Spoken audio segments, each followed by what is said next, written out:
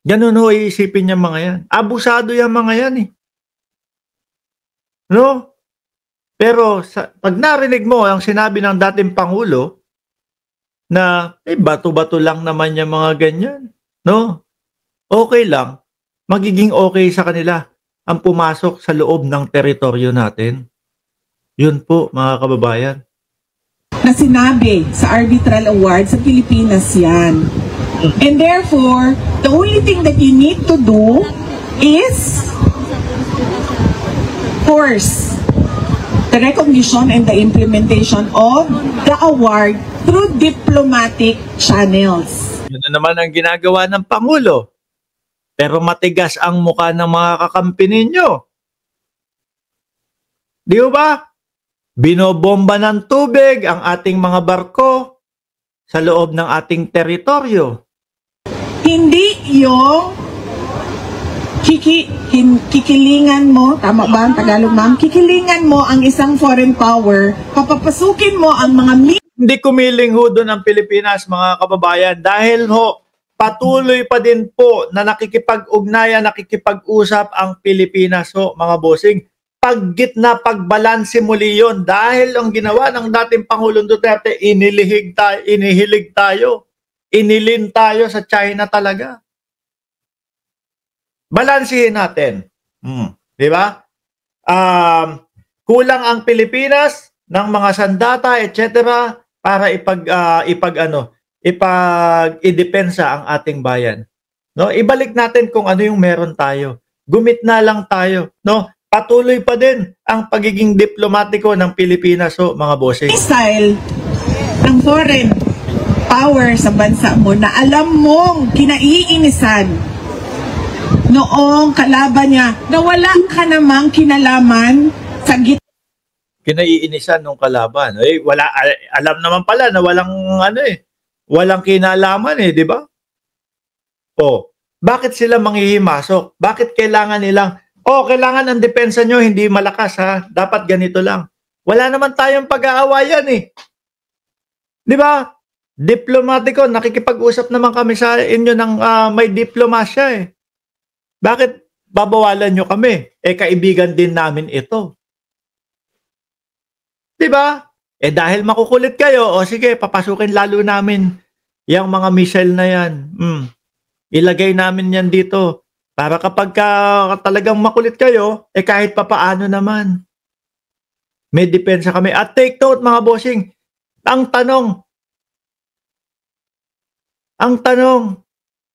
bakit nila pinapakialaman ang depensa ng bayan natin? Gitan nilang dalawa.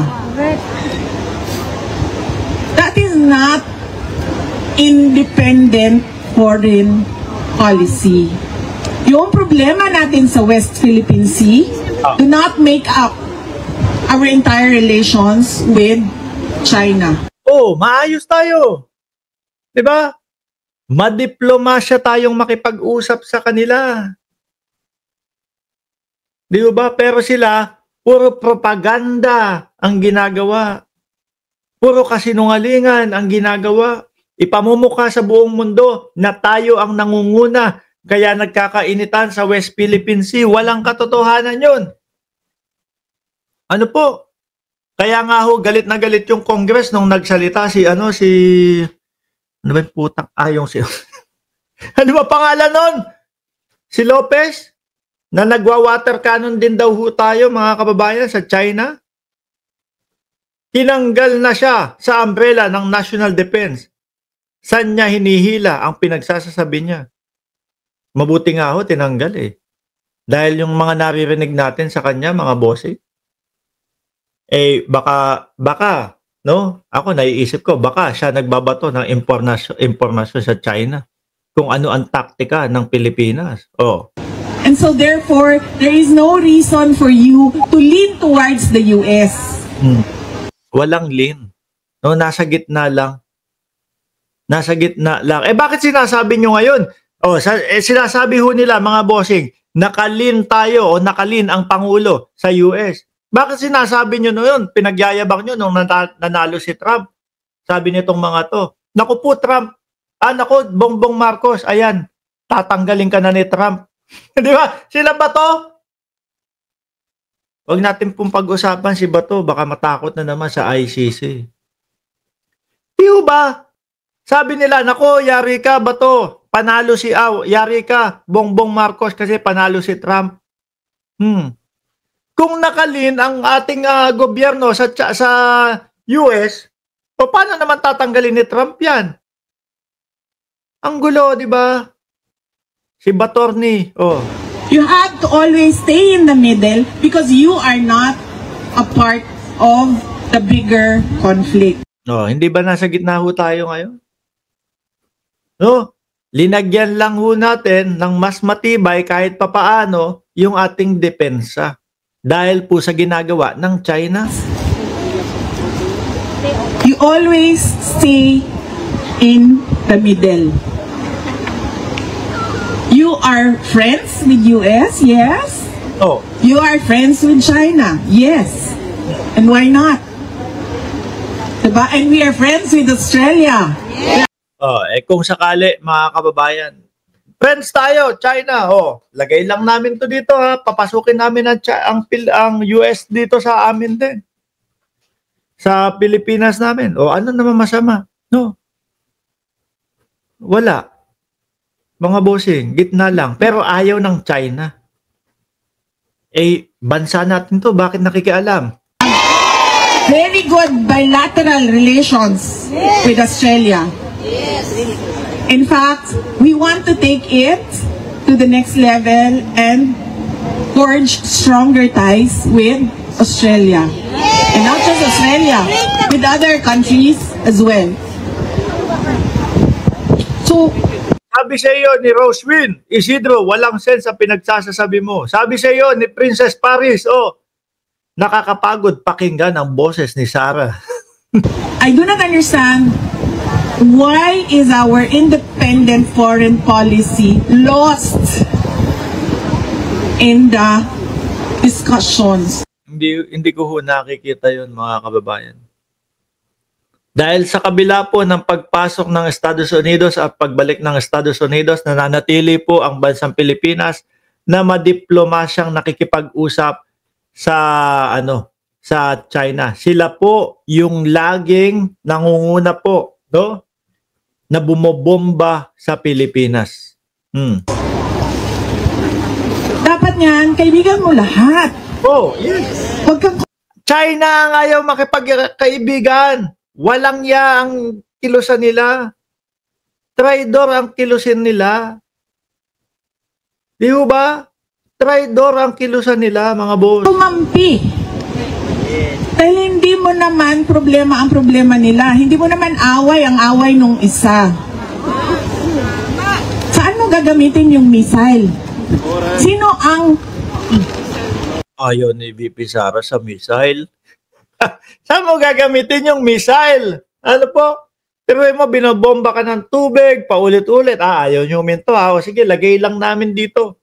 Baka kung sakali palalain nyo yung sitwasyon natin, at least kahit papaano. Ayaw ng China din yan. Ayaw ni Inday Sara Duterte. Same na same ho. Same na same ang sinasabi, mga kababayan, ng ating Vice Presidente at ng China.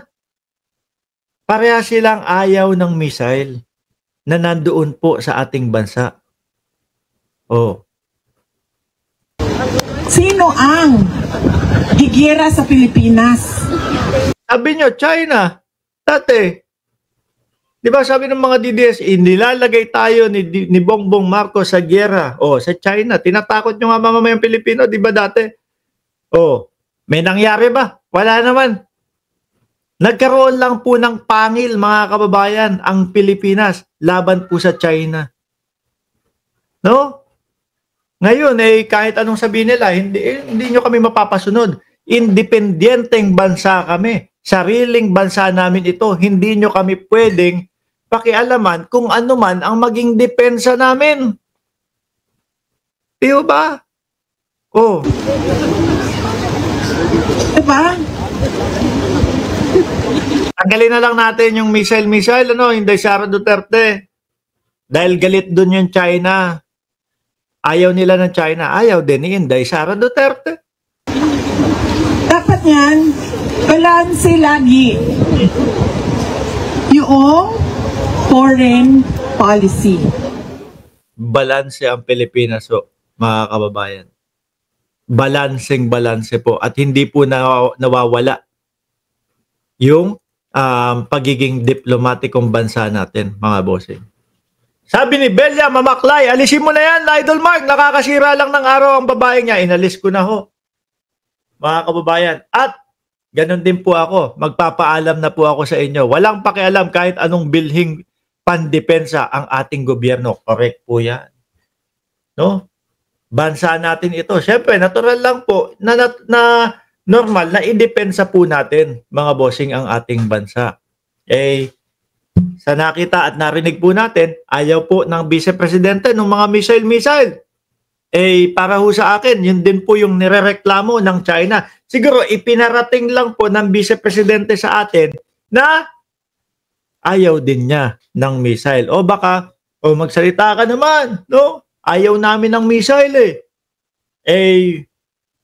umano ka naman sa amin. Kumampi ka naman sa amin. Kaya napilitan magsalita ang ating Vice Presidente. Muli po, magpapaalam na ako.